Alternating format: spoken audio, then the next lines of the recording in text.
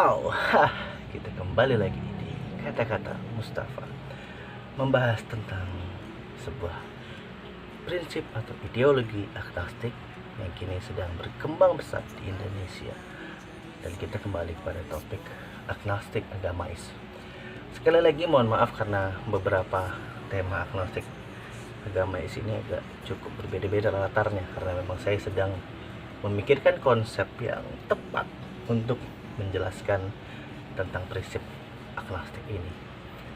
Mungkin kalian boleh bantu saya komen membuat sebuah konsep seperti apa. Dan pada agnostik agamais kali ini kita akan membahas sebuah tema tentang realisasi. Dan dalam bahasan agnostik agamais realisasi ini kita akan membahas tentang apa yang ada di dalam pikiran seseorang yang memegang prinsip agnostik namun masih tidak terlepas dari prinsip agamanya. Dan ya, realisasi. Banyak orang-orang yang memutuskan untuk beragama, mereka berharap realisasinya setelah kehidupan mati, lalu ada kehidupan yang lebih sempurna atau kehidupan yang lebih baik, atau bahkan ada penghakiman yang merujuk pada penghidupan kembali. Namun pada prinsip ateistik, pada prinsip kreasionis, sebuah kehidupan harusnya berakhir setelah kematian. Artinya setelah mati sudah tidak ada. Beberapa orang yang beragama tentu akan berpikir bahwa ini tidak sejalan dengan prinsip harapan. Artinya saat seorang berharap atau seseorang memiliki harapan, harusnya mereka memiliki harapan juga setelah kehidupan ada apa. Namun ya, setiap agama memiliki ciri khasnya masing-masing, sehingga seseorang yang akhirnya menitik beratkan pola pikir daripada prinsip ketidaktahuan, dia akan menyatakan bahwa ya, biar apa saja yang telah terjadi akan terjadi, dan biarlah apa yang akan terjadi akhirnya akan setelah terjadi. Dan prinsip berpikir ini juga tidak bisa merujuk pada perdebatan di mana kita membuktikan mana yang benar, mana yang salah, mana yang mutlak benar dan mana yang mutlak salah. Seringkali saya bertemu dengan beberapa orang yang pada dasarnya sangat meyakini dan mempercayai agamanya. Mereka berpikir bahwa ya, agamaku yang paling benar. Secara hipotesa, agamaku merujuk pada kebenaran sebesar persentasenya 80%. Ada agama lain yang mengatakan bahwa merujuk pada ilmu pengetahuan, agamaku benar dengan persentase sebesar 90%. Namun pada prinsipnya tetap saja apa yang tertulis dalam kitab, kita baru bisa buktikan kebenarannya secara hipotesa, atau bahkan ada bahasa cocok logi. Dan kalau kita mau cari-cari prinsip cocok loginya, kita bisa. Kalau kita mau cari-cari prinsip hipotesanya, kembali lagi saat ditelusuri secara mendalam, agama-agama sendiri akan banyak berbicara tentang pseudo atau pseudoscience atau ilmu pengetahuan pseudo. Dan ini pula yang akhirnya menjadi pertanyaan seorang agnostik, ateis, kreasionis, bahkan misoteis. Nggak banyak orang yang berdebat atau memperdebatkan sebuah keyakinannya dengan orang yang tidak berkeyakinan atau tidak berkepercayaan. Saya bingung sebenarnya saat kita melihat banyak orang agama yang berdebat dengan agama lain. Agama A debat dengan agama B, agama C berdebat dengan agama D, dan seterusnya. Padahal saya sering bilang dengan teman-teman, kalau kamu memperdebatkan agama, saya yakin setiap agama bisa dicari kesalahannya. Bahkan saat kamu katakan, enggak, agamaku yang paling benar, tetap akan bisa dicari kesalahannya. Dan saya selalu bilang, kalau kamu mau berdebat, berdebatlah dengan para orang-orang yang tidak percaya. Dengan begitu kamu akan mengetahui seberapa jauh pemahamanmu tentang kebertuhanan. Dan banyak teman-teman saya yang akhirnya menjadi agnostik agamais, kenalan-kenalan saya yang akhirnya menjadi agnostik agamais adalah mereka yang terus berdebat dengan ateis sampai akhirnya tidak menemukan jawaban pasti. Sampai saat ini pun orang-orang yang beragama, bila kita bertanya tentang kebertuhanan atau keberadaan eksistensi selain di alam semesta ini, kebanyakan hanya akan merujuk pada perumpamaan dan perumpamaan. Sedangkan para orang-orang yang tidak percaya, seperti contohnya ateis, pertanyaannya hanya satu: kalau Tuhan itu ada, buktikan keberadaannya. Jawabannya pasti tidak jauh dari perumpamaan.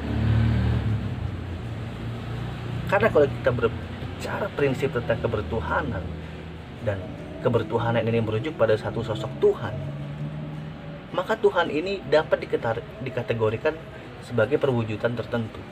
Bisa jadi dia sebuah zat, bisa jadi dia sebuah makhluk.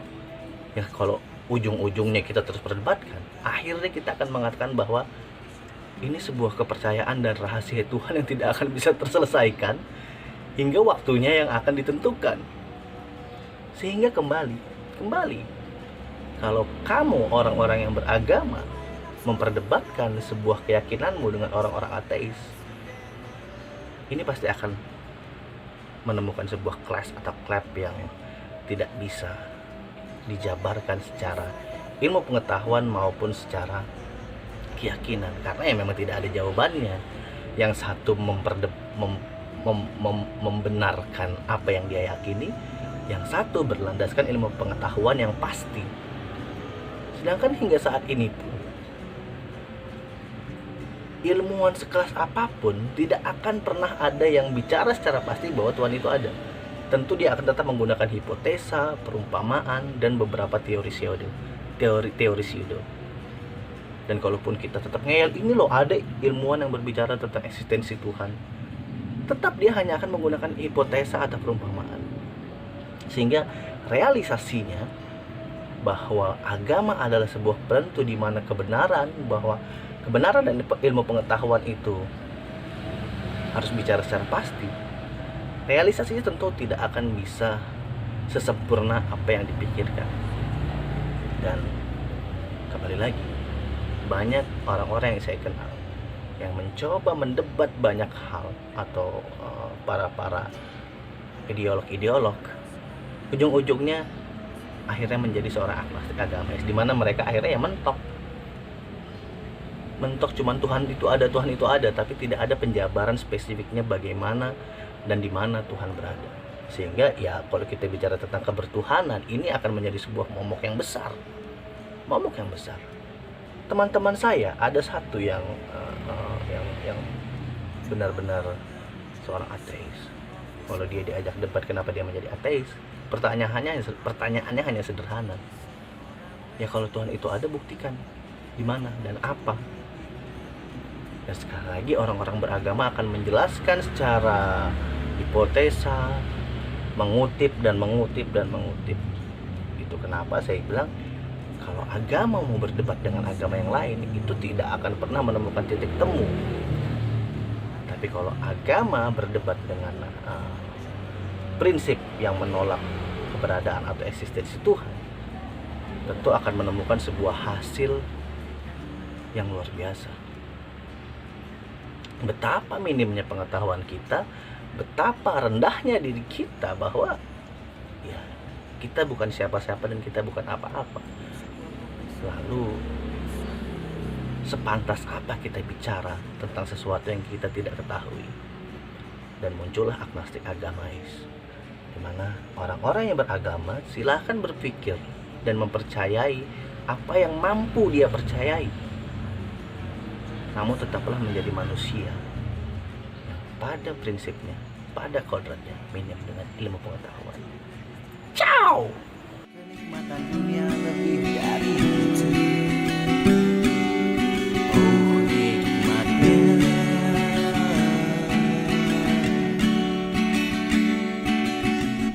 Lahir dibaptis besar naik haji hati pelangi.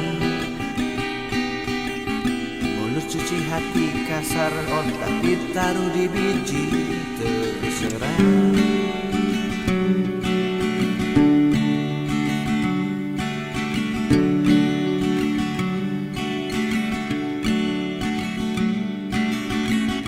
Kedamaian absolut katanya ada di surga yang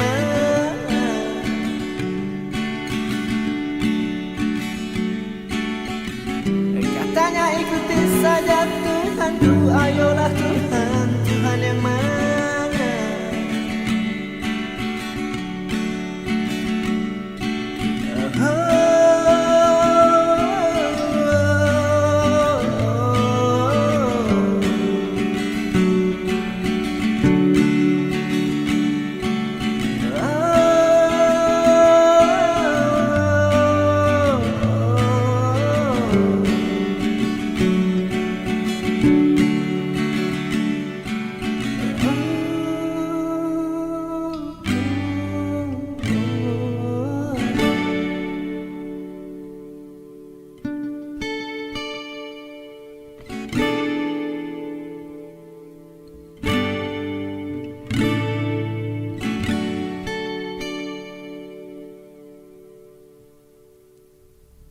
Kebaikan itu suci, tapi mengapa baik ada batasnya.